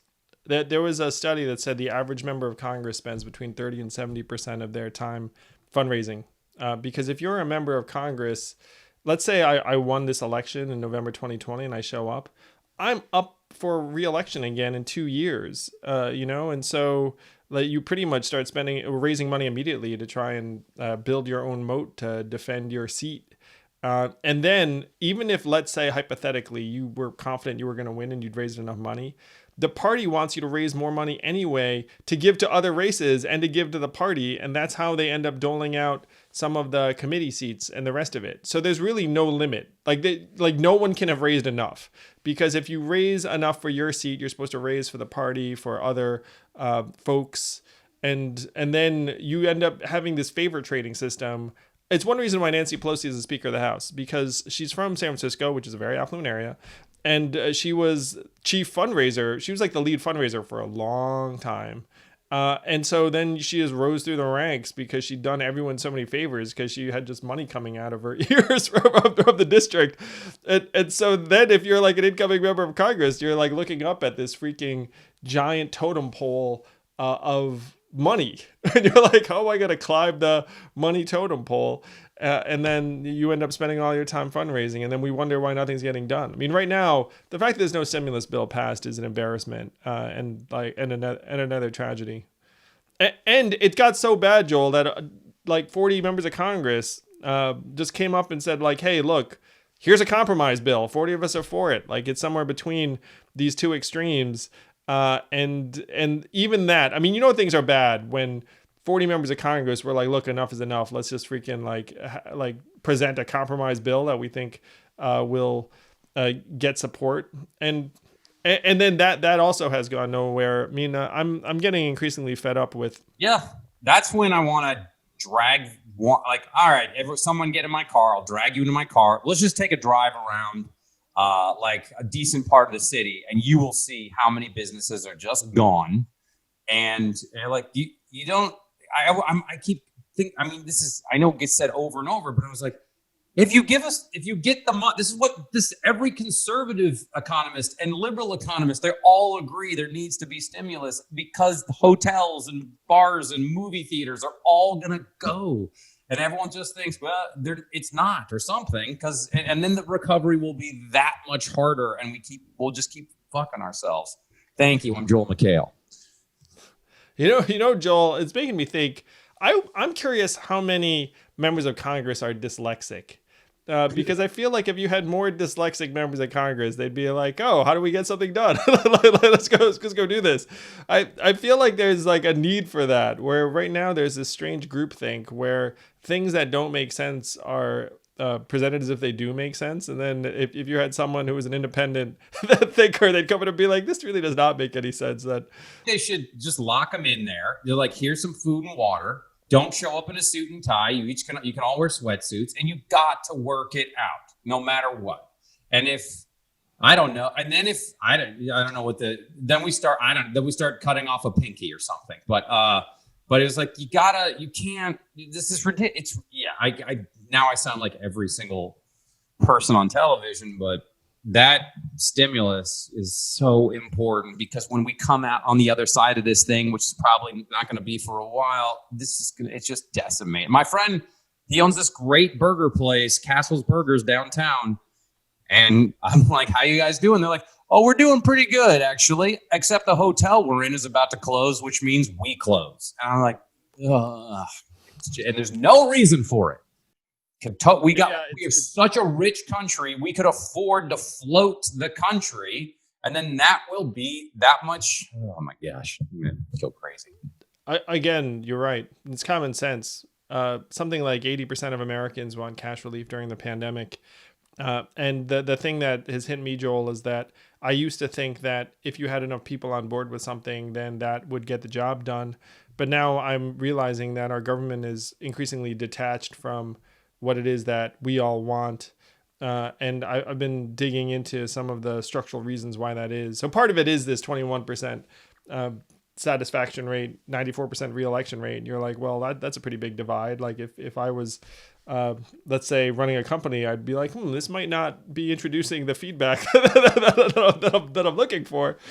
But because our government, like you said, people just have just thought, okay, this is the way it is. So it was, so it ever shall be. And so now for me, it really is about the systems. It's like, okay, how do our elected representatives get elected? How do they keep getting reelected? What are their incentives? How does the leadership work? This is a gridlock that's happened over and over on 1,000 different things. And I mean, obviously going back a few administrations, and where they just were like, we're just not going to do anything. We're just not going to help you at all. What's the salute? How would you change that system so that would stop? All right, here are a few big things that we need to do. Number one is public campaign financing, so that if you run and you get a certain number of signatures, you get some public money, enough to be competitive. My proposal during the campaign was 100 democracy dollars for every voter you can give to any candidate you want. And so then if I got 10,000 people behind me, I get $1 million, and that's enough for me to compete and run, wash out some of the corporate money. Because right now, just the companies are bombing hundreds of millions of dollars into various campaigns. So that's big domino number one. Number two is open primaries in place of these party primaries, and trying to make the districts more competitive. So right now, over 80% of the congressional districts are either clean Republican or clean Democrat. In other words, there's no uncertainty as to who's going to win the general election. And so if you're a member of Congress in one of these safe seats, then you don't care about compromising with the other side. You just care about not getting primaried by someone in your own party, typically someone much more extreme. And so that ends up distorting your legislative incentives, because it's like, well, I'd rather just seem like I'm like very, very strong on this side, and if nothing gets done, like I'm safe. But if I were to reach across the aisle and compromise and do something that some people are unhappy with, that's actually very bad for me in terms of my reelection prospects. That's the current set of incentives that they have. So if you had open primaries instead of the closed primary system, then you'd have to reach out to more people in your district and not just satisfy the folks in your party. The big change in this direction that would be huge is ranked choice voting, because then if you have a number of people in the district and it's open, and ranked choice voting then makes it so that no one's worried about wasting their vote, for number one, because right now it's like, oh, you can't vote for that person, you're going to end up costing us this election. If you have ranked choice voting, you can vote for whoever the heck you want, and then trust that your vote's going to end up counted in the best way possible. And it also diminishes the incentives to campaign negatively, because if let's say there are 5 of you in the field and I trash candidate number 2, then that person looks bad, I look bad, and then candidate number 3 is going to come up and beat us both. So in ranked choice voting elections, everyone plays it more above board, because when you start throwing rocks at people, like, you look bad and the person you're throwing rocks at looks bad. So these would be the biggest changes you could make. But the change that I think has been rattling around for a long time that I am totally for, that would change this maybe the most dramatically, is just term limits for members of Congress. Where if you have a term, it's a little bit like 18-year terms for Supreme Court justices. But we're making almost the equivalent of lifetime appointments in Congress right now, where you have dozens of members of Congress who've been there for 30 or 40 years. And you can see it too in the age of our leadership, where, not to knock, because there are a lot of like awesome people of any generation, any stage. But we have the equivalent of a gerontocracy right now, which is one reason why things feel the way that they do. I mean, the average age of a U.S. senator, I believe, is 62. If you look at leadership, Nancy Pelosi, Steny Hoyer, Mitch McConnell are all in their 70s or even 80s, I believe, in one case. So we have a system that is rewarding seniority to the nth degree in Congress, and nothing ever changes. So I would have term limits for members of Congress. And what's wild, Joel, is when I looked into this, it turns out the vast majority of Americans intuitively agree with with term limits. Like it has something like a 78 or 80% approval rating. So think about that for a second. Like, what can you get 80% of Americans to agree on? Like, not a whole lot, but you can get them to agree on the fact that good. That's something they would all agree on. I like chocolate, and then that would be about 80%. Yeah, it's like I like chocolate, and if I send someone to DC, they should eventually come back. Those are like about the only two things they can agree on. How do you get them to vote on something that would limit them? That's literally so counterintuitive. Well, my big proposal, Joel, is term limits for members of Congress, but current members are exempt or grandfathered in. So if you're a current legislator, you might get on board with this because you're like, well, like doesn't affect me. And then it turns out Strom Thurmond was actually still alive, and he was like, it's fine with me. I'm 125 now. And yeah. How long did he last? He was like there when he was 94, something like that. Yeah, he got up there. So those are some of the big structural fixes. If there's something that I'm excited about right now that's sweeping the nation, it is ranked choice voting, because some states are voting on it right now. I think Massachusetts is going to pass it. Maine already has it. I think Seattle and New York City have it too, not statewide, but in the cities. So when voters find out about ranked choice voting, they love it. They get excited because everyone realizes it's just a better expression of preference, and it's a better democracy. It's just a higher functioning democracy if you can just say, look, I like this person first, this person second, this person third, and then after that, I refuse to even express a preference because I hate everyone else. Like, that's fine, So, like that would work. That would have worked wonders over the last number of presidential cycles too, to be honest with you, because if you look at what was going on in the Republican primary in 2016, Trump won those primaries, but he wasn't getting 50% in a lot of the places. There were a lot of places early on where it's like Trump with his crowd, but then there were 6 or 7 other candidates, and they were splitting up the rest. If you had ranked choice voting, it might be that someone else would have emerged on top. Yeah, no, and it's one of those things when you say it, you're like, yeah, why isn't it? It seems so logical. It seems like, yeah, well, that seems like well, that's what you do. If you're in a boat, you need an oar because that makes you move. Like, right. That seems perfectly reasonable. And it doesn't seem that complicated at all. Well, yeah, it's not. When people find out about ranked choice voting, it ends up winning everything because everyone looks at it and is like, well, that just seems better. That's more logical. Like, we should just do that. And right now, the only resistance is from, frankly, folks who are currently in power who like the 94% reelection rate, who are like, oh no, like this is going to complicate my life.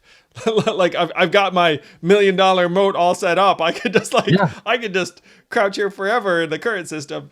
But the average voter loves it. And if we can get that done, for anyone who wants a more vibrant democracy or is thinking that there's a need for a third party in the United States of America or other major parties because the current two-party system might not be humming, then you should just get behind ranked choice voting, because the great thing about it is it's nonpartisan, bipartisan. It's like, look, it's just better process, better democracy. But it ends up enabling more dynamic third-party candidates as well, because then the third-party candidate can show up and be like, don't worry, you're not going to help that person you hate get elected, or like you're not going to be wasting your vote, and you can still vote for me. and like people, because right now that argument actually is very, very powerful on people. It's like no one wants to help the person they like the least get elected. Massachusetts, Seattle, New York have it. Massachusetts is voting on it right now. Maine has it. And then New York and Seattle, I believe, just recently adopted it or are voting on it. Right. Yeah. And they got to get rid of, the college, the, what do you call it? The electoral college. Yeah, that is, I know this is why I feel right about this, is because even when I was 6 years old and they were explaining government to me, and I was just like, what? I'm so confused. Why is it called a college? A. B. What is the point of it? And I still to this day are like, so and it doesn't make any sense at all. And I get that it has benefited both parties. It has benefited the Republican Party most recently with like Bush, Gore, and obviously Trump, Clinton. But It's benefited the Democrats at some point.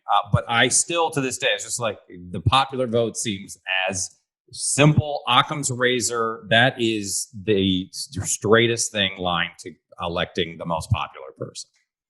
So here's my proposal for the electoral college reform that I think would make everyone happy. So the one problem with trying to abolish it is that you need a constitutional amendment, supermajority to do it. And you'd have a dozen states that are like, wait a minute, I'm less influential under, the popular vote system because I'm Nebraska, I'm Montana, like the electoral college helps me.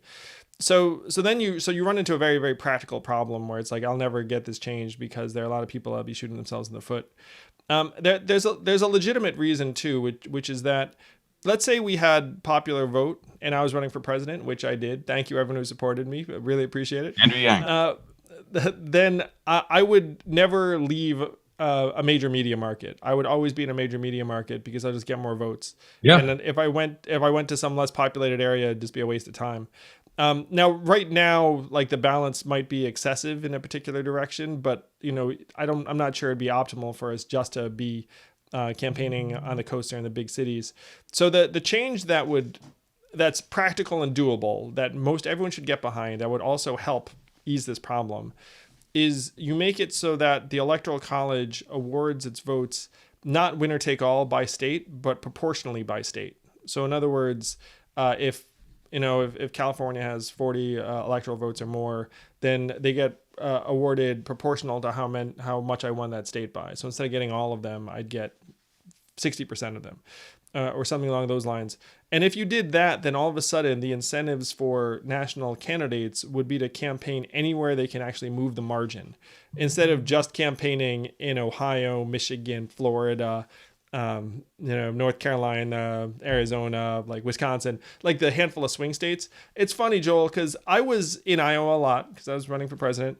And it was wall-to-wall campaign ads. You turn on the TV, I'd get to the hotel, I'd turn on that TV, and it was like Bloomberg, Elizabeth Warren, me sometimes, which was really entertaining, being in a hotel room to see your presidential ad pop up and be like, oh, I remember shooting that. Nice work, team. That was good. And then if you go to another media market, it's like zero because no one cares about like Chicago. I grew up in Washington State where nobody ever came to because they knew that it was always going to be blue, so no one ever showed up. It was great. So this is a reform that most states could get behind because they're like, hey, I'd like some love, I'd like some attention. Why are you always just like throwing shit at Florida all the time? Like like give some love this way. And it ends up creating a more fair system so that, if you did win the popular vote under the system that I'm describing, like the odds of your winning the electoral college too would be quite high because you'd get like the proportional. So it lines them up somewhat, but it also makes it so that no state is losing the way that they would lose if you were to abolish the electoral college entirely. It would actually make some of the non-swing states be more important for political considerations.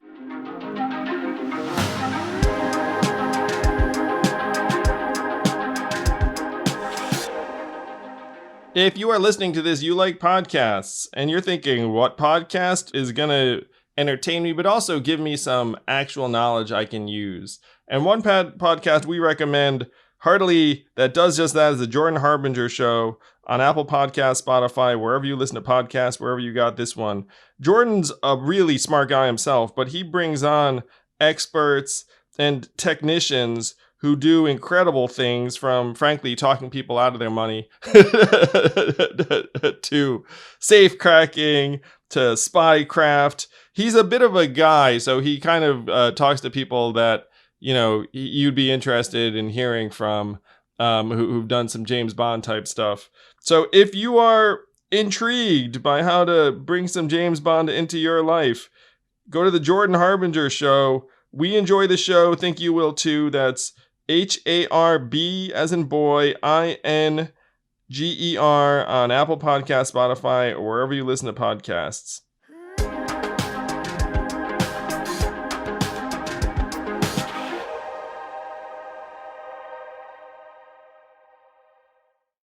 I really need to go to your, your retreat or subscribe to your newsletter because learning a lot. And no, but that makes perfect sense. Proportional to what the state is actually, what people are actually saying, would make a candidate have to campaign in everywhere.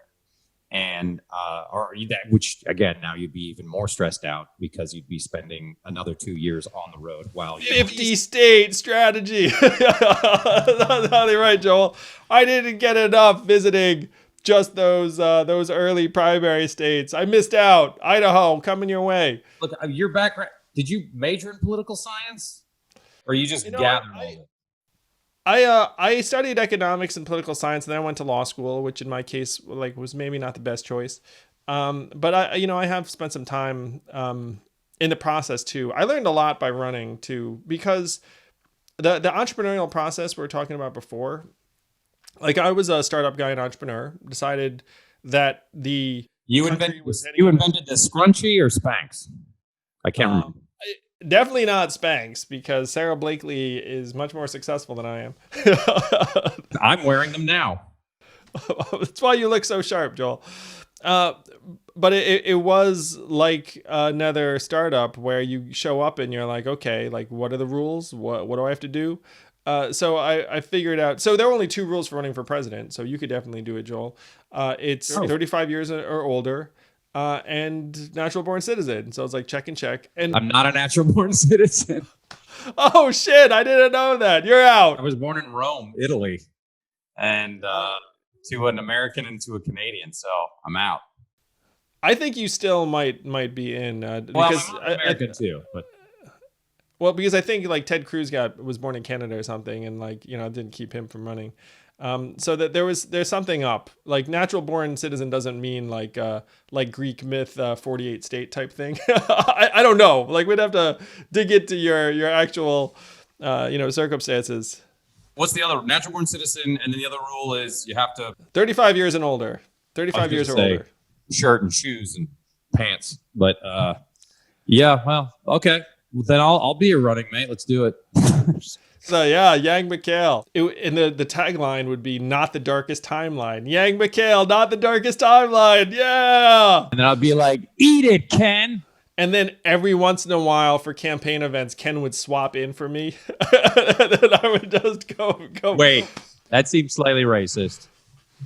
Yeah, it's okay if I say it though. It's true. True. Thank you. So those are only 2 rules, and so it turns out that all of the rules we think of were primarily just things the media agreed on at various points. Where and even this cycle, so most Americans probably heard of approximately, let's call it 24 candidates. 24 would be if you were paying close attention. I take that back. Most Americans have probably heard of approximately 10 candidates. But the reality was that hundreds of people filed to run for president this time. You just never heard of most of them. And I actually went digging just for fun, where I saw all the people, and some of them were joke filings. Some of them were like the Dark Lord or like whoever, so they're pretty funny. If anyone takes inspiration from this, it is like, I could run some like funny presidential campaign. When I filed as an example, it got absolutely zero notice because it's just like Andrew Yang's running for president. It's like, who gives a shit? No one knows who that was because it's like November 2017. So the rules around filing are very, very loose, where there's really no restriction on who can run. The problem then is generating any real resources or attention for your campaign. And obviously the vast majority of these hundreds of people that filed don't raise a dime. No one's ever heard of them. They filed as a joke. There were people that actually went out there and said, I'm running for president. I want to give everyone money. And the robots are coming, etc. That's obviously describes a particular candidate. So it's interesting, Joel, to reflect upon the fact that my candidacy ended up raising tens of millions and got a lot of attention, and I became a contender. And in a way, it's only now looking at it that I appreciate just how much that took. Like looking at the hundreds of people that filed anonymously and then disappeared. So the rules are primarily social, is what I'm suggesting. That the actual rules just about anyone can satisfy, but the real rules are the institutional rules, the media rules, the DNC's rules in this case. And so the DNC, this was another entrepreneurship thing. The DNC set rules up to make the debates. And then I was like, what's the rule? What's the rule? Like 65,000 donations. All right, let's go do that. Let's go do that. Like it was a lot of fun on that level as a campaign, because they would like set up a bar for you and then you were like, let's go get it. Wow. And would the Democrat, like who's ever in charge, they'd be like, well, you did good on that. Okay, good. Now, if you do the next one, you get a star on your briefcase. So go ahead. I mean, when did they finally start noticing you? When you're like, oh, this guy's actually not messing around and he's gonna do something. When did someone call you and be like, all right, good news, you're in. You've done enough so far. We did have a line of communication going with the DNC during the campaign, and you know, it was, I'd say, cordial. Is the word I'd use. But what was funny, Joel, is that they were setting the lines up relatively late in the day, or like the bars that you have to clear. And so someone, like, there was a point in the campaign where they were trying to figure out what the debate threshold was going to be for what, like, this is pretty late in the day. Like maybe the 9th debate or one of the early state debates. And then someone asked me what I thought the threshold was going to be. And I said, whatever Tulsi has +2 or something like that, because they legitimately would look at the field and be like, who do I want in this thing? Who do I not want in this thing? And be like, let's just turn the dial to here. Right. But the funny thing about it for me was that I was passing people that we knew they wanted in the debate. So as long as I did that, it was like the old joke about, like, you know, I don't need to outrun the bear, I just need to outrun the person next to me. like as long as I was outrunning someone that I knew they wanted to keep, then like I was gonna be all right. That's so funny. That's such a great analogy to describe that, because it is weird for us at home where they're like, here's the varsity, and then here's JV. Oh, that JV guy, he got up to varsity, and then that one varsity guy, he's down to freshman basketball. And so it's a weird thing, because I'm like, because you take it for granted when it's all being worked out. And yeah, I can't imagine the effort. Well, thank you again, everyone who made it happen. But I benefited tremendously from these rules, Joel. There were some candidates that were hurt by them grievously, because if you were not able to make that stage, then all of a sudden everyone treated you like you had zero chance to win and zero business running. And so some of the candidates that got left in the cold by that were, I'm going to call out Steve Bullock, the governor of Montana. He got in late, and he got in late in part because he was trying to pass some legislation in Montana. So he was doing his job, and you got to give him credit for doing his job. And then he showed up late, and then he didn't make, I think it was the third debate. And then after that, he was done for, more or less, because at that point you can't get critical mass, because like everyone's like, well, you weren't in that debate, and they just use the debate as like the filter. So I benefited tremendously because I kept making them, and they kept raising the bar, and like the team was like, all right, what do we got to do? What do we got to do? It was great fun. So whatever, and there were some candidates that were left out in the cold by it, though, that I think deserved a better look, frankly, from the American people. And that was one of the fun things, Joel, too, about running, is that I would actually hang out with all these people individually, because like, you're in Iowa, New Hampshire, you just see them, hang out with them, and so you get a sense of them, kind of the way you and I, like, just having this conversation, like you get a sense of someone. And then you see something in the media and it's totally different than what you thought like the reality was, because you're like, I was just with that person, like they were fine, or I really liked them, like that person was awesome, and then they get treated like a joke sometimes, and you're like, I actually thought that person was terrific. So it was funny having that set of experiences. Yeah, how often would you find that would be the case where, oh, they seem perfectly normal or great and cool and intelligent and cool, and then I guess it's not a media perception, but like, oh, they're doing something horrible, they're passing something like they've done this terrible thing like in their state or something. Does that happen a lot? Not saying like a crime, but just like, oh yeah, you don't want to deal with them, and then they get you away from them. It did happen, Joel. And I wrote something where I talked about, in particular, the media treatment of Marianne Williamson and Joe Sestak. And Joe Sestak is like a real life Captain America figure. He was like he was the commander of like a naval aircraft carrier group, which is thousands and thousands of people and lives. I believe he has a PhD from Harvard, graduated maybe third in his class in the Naval Academy. He's like a Superman. He was 2-term congressman from Pennsylvania. He, at one point, because he was so in need of attention, he walked across the state of New Hampshire during the primary just to like meet people and try and get attention, because the media was just ignoring him completely.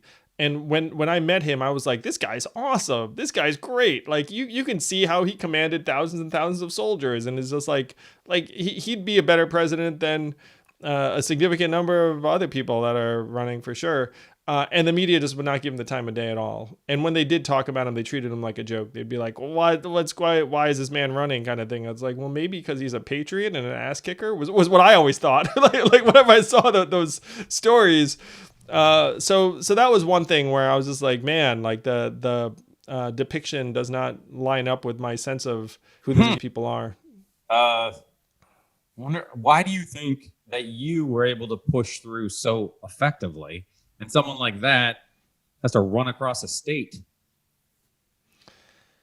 Oh, I think that I was very much of the moment, Joel, and certainly I'd love to hear from you, like how you ended up encountering me in my campaign. But there was a period of time when it seemed like the media presented me as like the internet candidate. I think that I was a very modern candidate in a way that someone like Joe was more a candidate of like frankly, like a more establishment friendly time.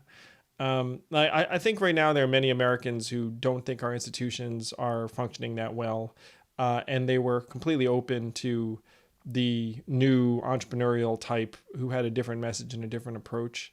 And I used a medium to communicate that. One of the things I said to folks is I would never have gone anywhere if not for podcasts. There was a long period of time when cable news was kind of ignoring me, and then I would go on, I would go on Sam Harris's podcast, or I'd go on, obviously Joe Rogan was enormous, and that was through Sam. So I owe Sam like a great debt. So I came up via podcasts and 21st century media, and I think that is one of the reasons why I got that critical mass and momentum, and some of the other candidates didn't.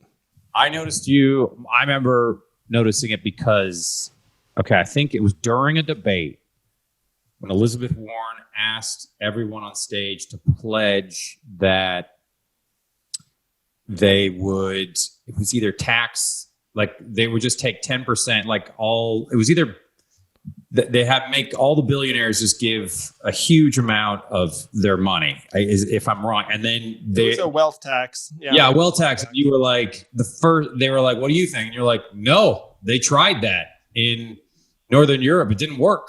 And that was the first, I was like, oh, I was like, oh, I can't wait to hear. And then you explained it so well. And I was like, yeah, that makes sense. That was a really amazing moment. Thank you, Joel, for remembering that. The debates were really a great catalyst for me in the campaign, because you and other families around the country were like, who's that guy? He said something I kind of like. Let me look that up. And like my campaign every time would tell me what like the Google search results or the web traffic results were after each debate. So I was, going for those numbers, honestly. Like the big traffic spike we saw was when we gave money away that one time. We were like, we're gonna give 10 families $1,000 a month just because like that's actually a better move than anything anything else. And I got off the stage and they were like, you would not believe, like we apparently got like millions of hits like immediately after I said those words. What you have to do is give away huge amounts of money. It was like, and the press freaking derided that move on the debate stage as like a gimmick and whatnot. Like they lambasted me for days afterwards. Anyone who evaluated the debate was like biggest loser, like Andrew Yang or whatever. And then I was like, well, I thought the goal was to actually win this thing. and like, I think like people actually, becoming curious about me enough to go to the website, sort of like an important step towards like getting people interested in winning. So that there was like a sort of strange kind of rules of the road that, anytime I violated, or even when I didn't wear a tie, some journalists freaked out the first time, and then eventually that got normal. About all those stupid little things, and you're like, God forbid you don't wear a tie. Oh my Lord. Imagine the first dude, because I say dude because women weren't allowed, but like didn't wear a wig, one of those dumb wigs. They must have been like, what are you doing? What do you think you're at home? Like, I just don't want to wear the wig. The 1776 wig or whatever. Yeah. Well, that was the end of the wigs party, Joel. The wigs party. I'm going to start it up again. That would be great. We should go old school. The new party should be the wigs, and then everyone just wear one of those old school 1776 like gray hair wigs. That'd be badass. That'd be so great. And also the rule is you had to smell as bad as they did back then, because they must have. I mean, think about when they were like in those buildings with no air conditioning, and they're all wearing wigs and covered in wool. They must have gotten so much done because it smelled so bad, and they just like pass it. We got to get out of here and get some fresh air. Yet another innovation from the mind of Joel McHale. It's like trap them in the room. Poor hygiene. Turn up the heat, and then and no deodorant, and then they'll pass everything in a second. It'll be great. Well, thank you for doing this, Joel. Do you have anything you're working on right now that you want folks to see? Well, Card Sharks comes out on the 18th of October. I might be appearing on Masked Singer. I'm not sure if I can tell that. I'm on Ken's new show. I Can See Your Voice, and I'm on a DC show called Stargirl, where I play Starman. And so that looks like that's going to be coming back. And, in the meantime, I got to do a voiceover for the NFL last night, and I've never been happier in my life. So I basically got to introduce the Patriots-Seahawks game through a voiceover, and it was like a boyhood dream come true. Well, keep an eye out for Joel McHale and his voice. Can we do a podcast where I host it and I just asked you questions the whole time? Yeah, of course. I'll bounce back and do that, man. I am an able both host and guest. Andrew Yang, versatile. Oh, no, because whenever you talk, I'm always like, I hadn't thought about it that way, and absolutely. And so that's I swear, it's like how it used to be back in Greece, where Socrates, the students would just ask the questions the whole time instead of Socrates going like, "Here's what we're gonna learn." You're like, no, just start asking questions, and you're gonna know everything after that. I love it, brother. Well, I'll let you go be a dad. Thank you for doing this, and let's keep trying to uplift people and make good things happen for 2020. This terrible year is going to end, and then 2021 will hopefully be a whole new page for all of us. Yes, from your lips to God's ears. Yeah, you are. I am such a big fan of your huge brain and heart. Oh, thank you, brother. Appreciate the heck out of you. We all just need to head in a better direction. Thanks for doing this, Joel. All the best to the family. Thanks, man. Great to talk to you. Thank you for having me. Thank you for listening in. I hope you enjoyed this conversation. If you did, please do subscribe to Yang Speaks and click on notifications so we can let you know every time we have a new episode.